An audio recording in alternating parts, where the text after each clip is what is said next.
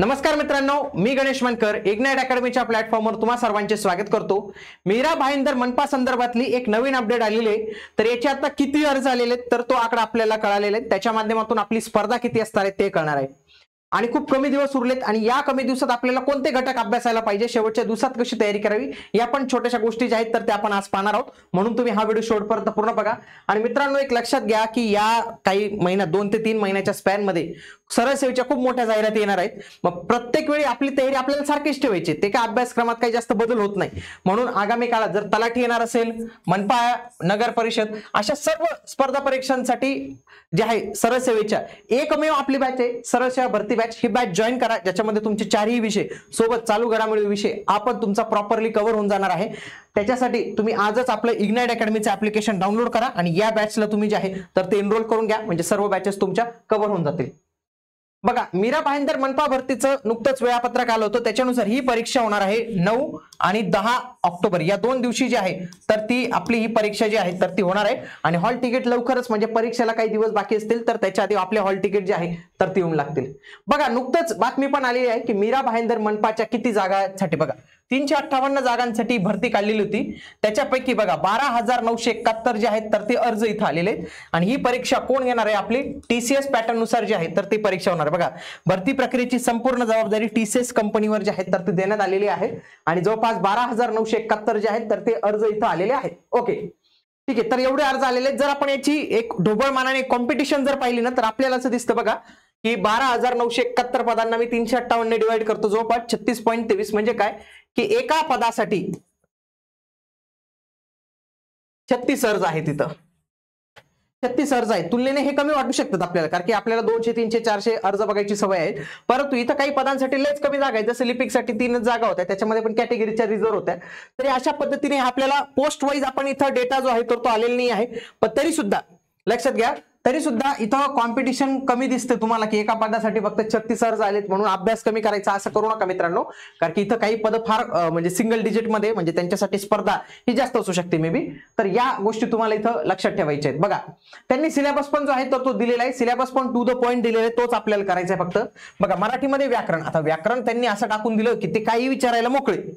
त्याच्यानंतर सर्वसामान्य शब्दसंग्रह, मनी, वाक्यप्रचार, उतारा येणार आहे, वाक्य पृथक्करण आणि त्याचे प्रकार येणार आहेत। इंग्लिश मध्ये पण ग्रामर येणार आहे आणि व्होकॅब्युलरी येणार आहे आणि व्होकॅब्युलरी तुमची जी आहे तर ती व्यवस्थित जी आहे तर ती असणं गरजेचं आहे। बघा, जीएस मध्ये त्यांनी सिलेबस दिलेला आहे, चालू घडामोडी, सामान्य ज्ञान, महाराष्ट्राचा इतिहास, भूगोल, राज्यघटना, नागरीकरण, तंत्रज्ञान, पर्यावरण, वारसास्थळे, पर्यटन, सामान्य विज्ञान, घनकचरा व्यवस्थापन, त्यासोबत रिझनिंगचं पण चांगलं काम केले, टॉपिकल देऊन दिलेले आहेत। बघा, interpretation of data and graphs, म्हणजे ग्राफ्स आपल्याला बघायला मिळू शकतात, दिशा, arithmetic reasoning, statement and arguments, decision making, statement, analogy, calendar, blood relation, number series. तर हे सर्व टॉपिक आहेत। हे सर्व टॉपिक आता तुम्ही शेवटच्या दिवसात जे एकदा तुमचे बाकी असतील तर त्यांच्यावर एक नजर जे आहे तर ते मारून घेणं गरजेचं आहे। आता शेवटच्या दिवसात आपल्याला कोणते कोणते टॉपिक अभ्यासायचे, त्याच्यासाठी आपल्याला काय करावं लागेल की मनपामध्ये नेमके कशा पद्धतीने प्रश्न विचारले जातात ते आपल्याला थोडासा अंदाज जो आहे तो घ्यावा लागेल। याच्यासाठी नुकतीच जी केडीएमसी ची झाली, नुकतीच काही दिवसांपूर्वी झाली, तर त्या प्रश्नपत्रिकेचा मी आधार घेतलेला आहे, त्याच्यावरून आपल्याला कळेल की टीसीएस कसं विचारते। बघा, इथं विरुद्धार्थी शब्द विचारला जाते। आता हे विरुद्धार्थी शब्द आणि समानार्थी शब्द यांचा काही जास्त अभ्यास करायचा नाही मित्रांनो। काय अभ्यास करणार तुम्ही, काय वाचणार आहे, तर काही ठिकाणी लयच सोपं येतात, काही ठिकाणी अवघड येतात। म्हणून तुम्ही जर आधी वाचले असेल तर वाचा, नाहीतर याला किती केलं तर कमीच पडतं। पुन्हा शब्द समूहाबद्दल एक शब्द लिहा, म्हणजे वन वर्ड सबस्टिट्यूशन मराठी मधला म्हणू शकतो, ज्याने पुष्कळ ऐकले आहे असा कोण आहे, तर बहुश्रुत। तर अशा पद्धतीचे सोपे पण येतात मराठीमध्ये, पण हे तुम्ही कधीतरी वाचलेलं पाहिजे बरं का। असं होणारच नाही की तुम्ही वाचलेले डायरेक्ट सांगून देणार, काही प्रश्न सांगून देऊ शकतात, पण थोडंसं तुमचं वाचन शब्दसंग्रहाबद्दल असलं पाहिजे। अलंकारिक शब्द, बघा, घर, कोंबडा, अलंकारिक शब्द जो आहे तो इथं विचारला होता। आपले घर सोडून न जाणारा घर कोंबडा, त्याला काय म्हणतो, घर कोंबडा म्हणतात बघा। आपण घरातून बाहेर जात नाही, मित्रांमध्ये जात नाही, आपले घरचेच म्हणतात घर कोंबडा। तर बघा, हे अशा पद्धतीचे प्रश्न आपल्याला इथे विचारले जातात। पुढे बघा, आता समानार्थी म्हण हा एक नवीन प्रकार आले, म्हणजे हे आधीपासून पण अशा पद्धतीचे प्रश्न येतात की म्हणींचा अर्थ विचारण्यापेक्षा एक म्हण देतात, त्याला समानार्थी म्हण कोणती, किंवा म्हणींच्या जोड्या लावा, हा पण एक प्रकार जो आहे तो विचारलेला आहे।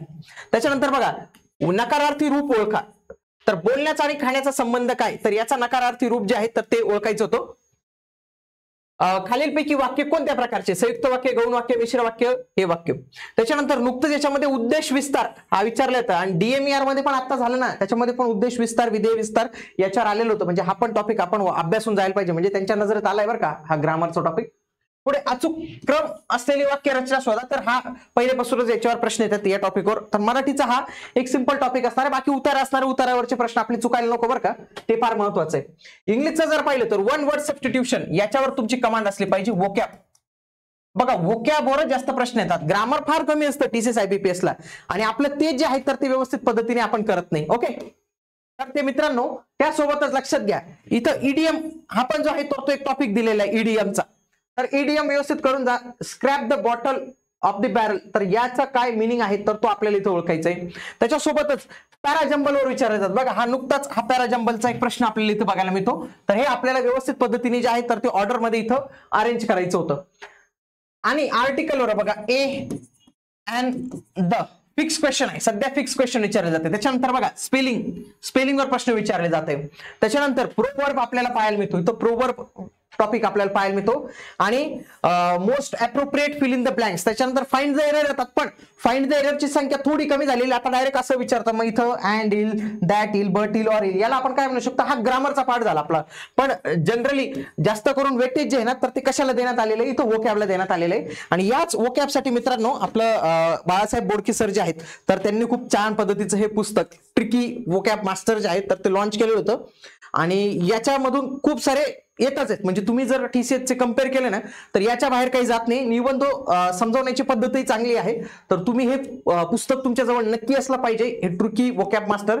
आजच इग्नाइट अकॅडमीच्या ऍप्लिकेशनवरून, तसेच तुम्ही आमच्या टीमला कॉल करा, ते तुम्हाला याची संपूर्ण माहिती जी आहे तर ते देतीलच. पण हे पुस्तक तुमच्याजवळ असलंच पाहिजे बरं का, वोकॅब शिवाय पर्याय नाही मित्रांनो.